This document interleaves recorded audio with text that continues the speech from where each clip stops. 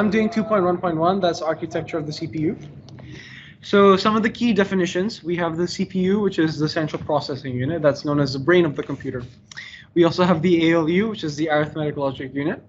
We also have the CU, which is the control unit, and we have the MAR, which is the address register. We also have the MDR, which is the memory data register.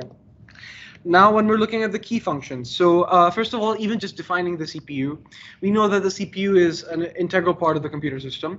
It serves as a brain, and it is the house of the fetch, decode, and execute cycle, which goes through the primary memory. Then looking at some of the other functions, we have, for example, the ALU. The ALU is the arithmetic logic unit. The ALU is the part of the CPU that will do all the arithmetic and logical calculations. It is referred to as the core in a CPU. For example, a 10-core Mac Pro can do 10 calculations simultaneously. You also have the control unit, which handles loading of new commands into the CPU and decoding of these commands. It is also responsible for directing data flow and operations of the ALU. Now what we're going to do is we're going to look at a simple diagram. Now this diagram shows us how different parts relate to the fetch, decode, execute cycle, which is integral to the workings of any computing system.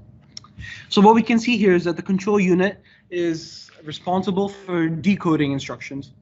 But before that, it's important that we look at main memory, which works through a variety of different registers and buses. So this is part of the fetch part of the cycle. And then, of course, we have the ALU, which is the execute or the arithmetic logic.